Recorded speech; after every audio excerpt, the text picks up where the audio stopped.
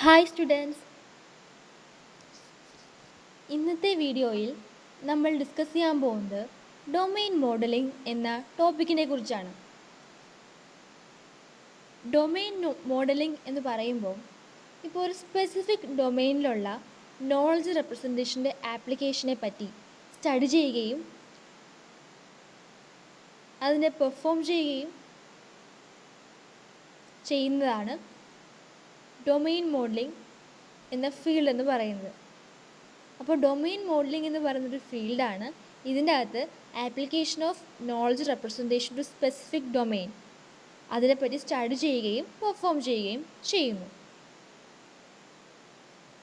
Domain knowledge എന്ന് പറയുമ്പോൾ ഒരു ഡൊമെയിൻ എക്സ്പെർട്ട് ഇതിനെപ്പറ്റിയുള്ള നോളജ് പൊസസ് ചെയ്യുന്നു. അതിനെ ഒരു പ്രത്യേക ഫാഷനിൽ അതിനെ എൻകോഡ് ചെയ്യുന്നു. ഈ നോളജ് ഒരിക്കലും ഒരു വെൽ ഡിഫൈൻഡ് ആയിരിക്കുകയില്ല. അതുപോലെ തന്നെ ഇത് മറ്റുള്ളവർക്ക് ആക്സസ് ചെയ്യാനും വളരെ ഡിഫിക്കൽട്ടായിരിക്കും. മെറ്റാ മോഡൽ ഇതെന്ന് പറയുന്നത് ഒരു നോളജ് റെപ്രസെൻറ്റേഷൻ ഫോർമലിസമാണ്. ഒരു നോളജ് റെപ്രസെൻറ്റേഷൻ ലാംഗ്വേജ് എന്ന് പറയുമ്പോൾ ഇത് നമുക്ക് യൂസ് ചെയ്യാം as A simple level for the mission representation of the knowledge. അപ്പം നോളജിനെ മിഷനിൽ റെപ്രസെൻറ്റ് ചെയ്യാൻ വേണ്ടിയുള്ള ഒരു സിമ്പിൾ ലെവലായിട്ട് നമുക്ക് ഈ നോളജ് റെപ്രസെൻറ്റേഷൻ ലാംഗ്വേജിനെ യൂസ് ചെയ്യാം. അപ്പം അതിന് വേണ്ടിയിട്ടുള്ള ഒരു ഇതാണ് നോളജ് റെപ്രസെൻറ്റേഷൻ ഫോർമൽസത്തെയാണ് നമ്മൾ മെറ്റാ മോഡൽ എന്ന് പറയുന്നത്. ഇൻസ്റ്റൻസിയേഷൻ എന്താണ്? ഇൻസ്റ്റൻസിയേഷൻ ഇതെന്ന് പറയുന്നത് ഒരു പ്രോസസ്സാണ് of taking the domain knowledge and physically representing it using the meta model.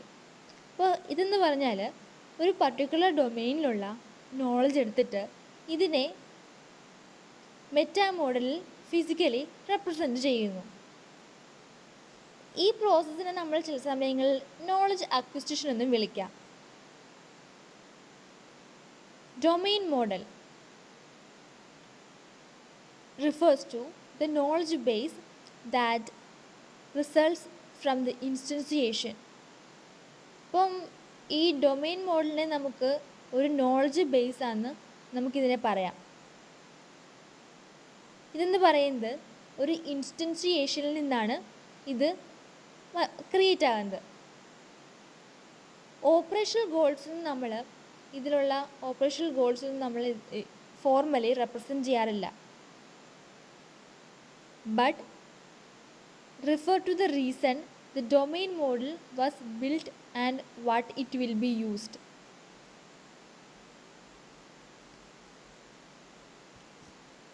അപ്പോൾ എന്താണ്? അതായത് ഈ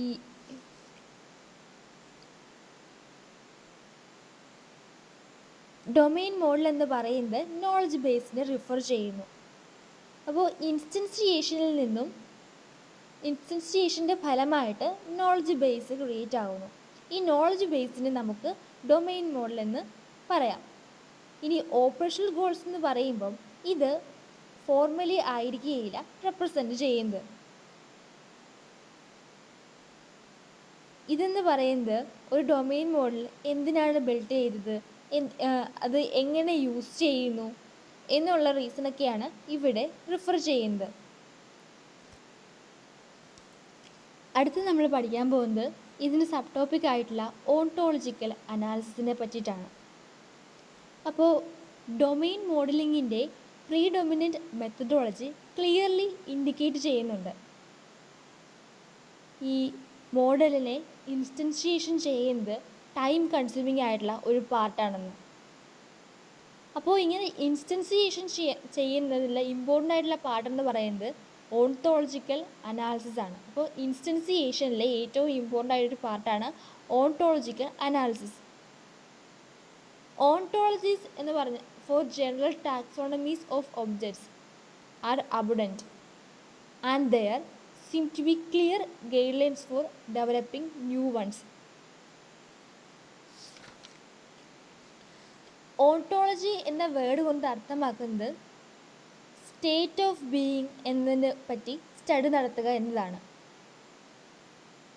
ഓണ്ടോളജി ഡിസ്ക്രൈബ് ചെയ്യുന്നത് ഒരു പർട്ടിക്കുലർ സെറ്റ് ഓഫ് തിങ്സിൻ്റെ സ്റ്റേറ്റ് ഓഫ് ബീയിങ്ങിനെയാണ് ഈ ഓണ്ടോളജി ഡിസ്ക്രൈബ് ചെയ്യുന്നത്. ഓണ്ടോളജിക്കൽ അനാലിസിസ് എന്ന് പറയുന്നത് ഒരു പ്രോസസ്സാണ്.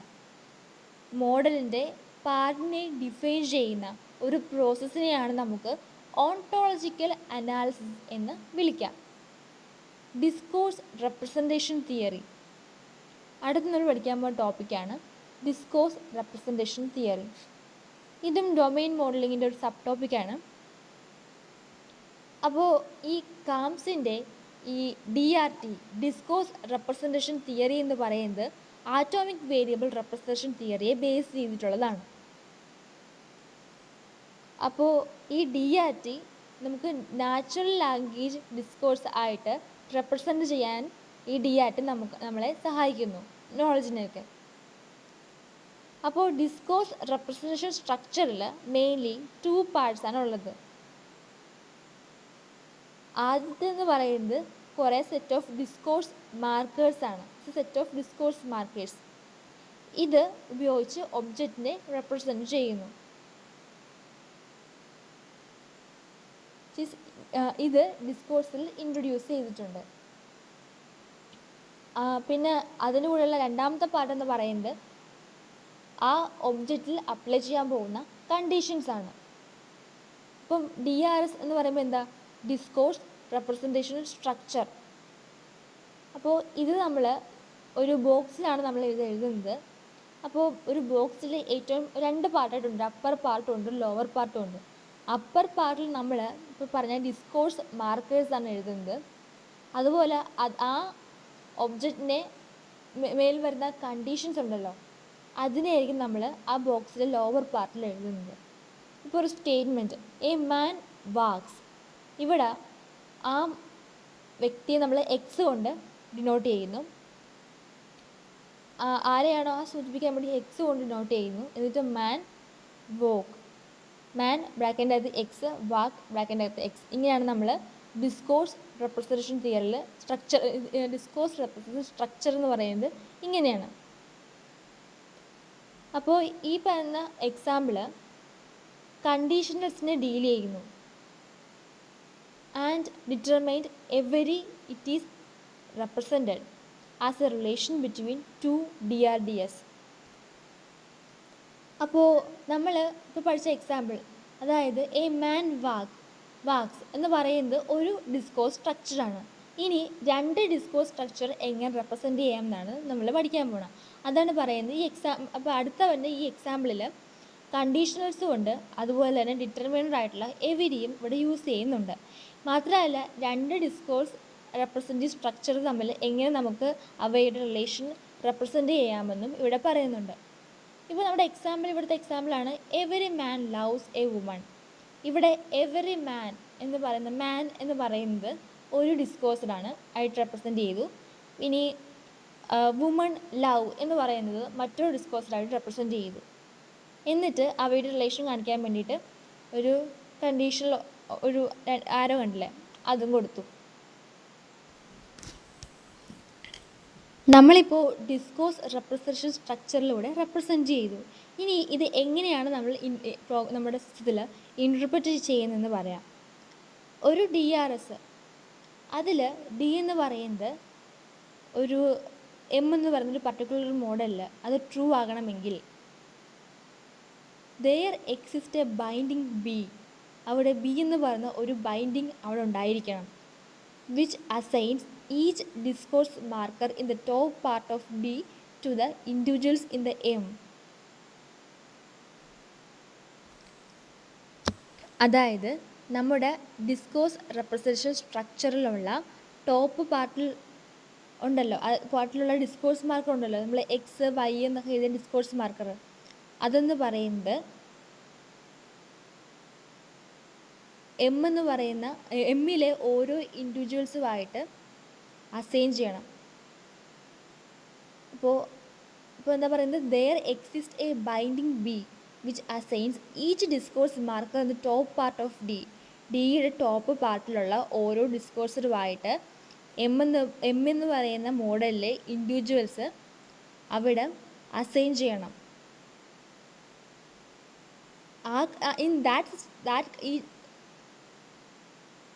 In that condition, D with respect to B becomes a true proposition in M.